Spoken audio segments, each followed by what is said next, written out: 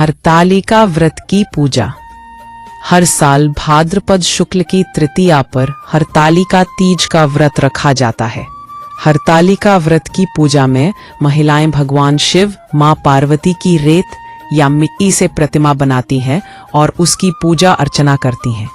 हरतालिका तीज के दिन भक्त बड़ी श्रद्धा से देवी पार्वती और भगवान शिव की पूजा करते हैं, जिससे मनचाहा आशीर्वाद प्राप्त हो।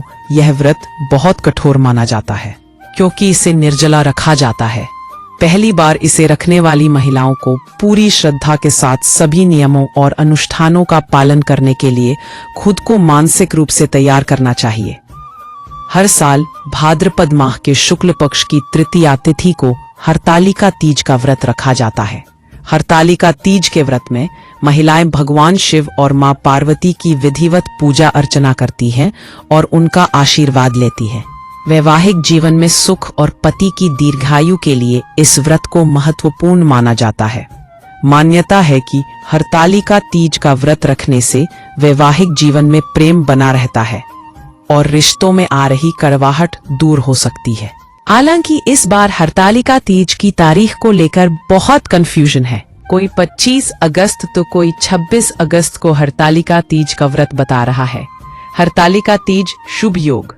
ज्योतिषियों के मुताबिक हरतालिका तीज पर साध्य योग बन रहा है, जो प्रातः काल से लेकर दोपहर 12:09 तक है।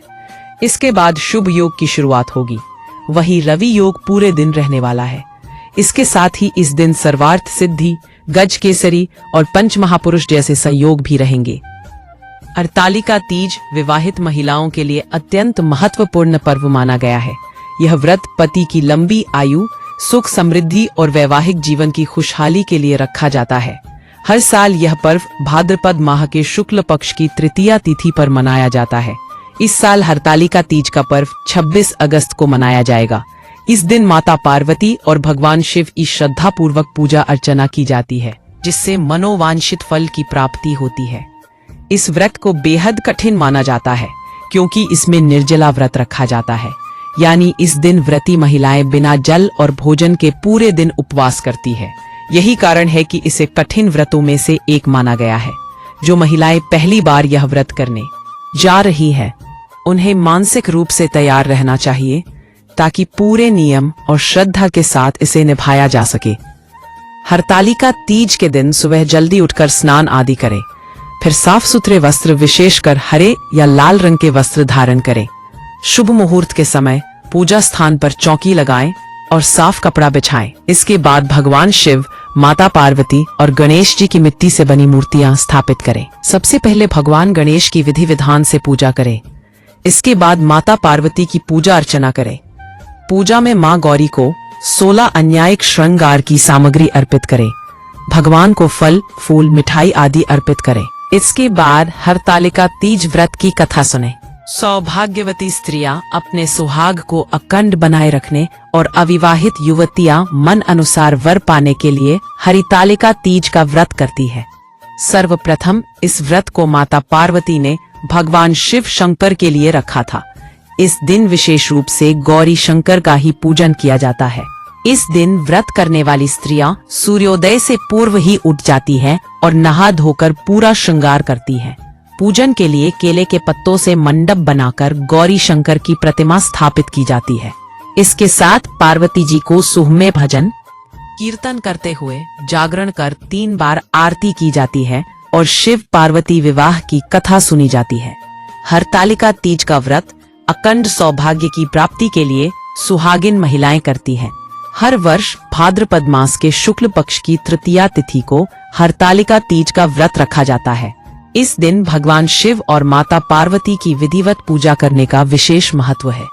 धार्मिक मान्यता है कि इस व्रत को पूरे नियमों के साथ निर्जला रहकर करने से सुख समृद्धि, संतान प्राप्ति और दाम्पत्य जीवन में सुख शांति का आशीर्वाद मिलता है। वहीं अविवाहित कन्याएं मनचाहा जीवन साथी पाने की कामना से यह व्रत करती रहे। इस वर्ष हरतालिका तीज की तिथि को लेकर थोड़ा सा असमंजस है।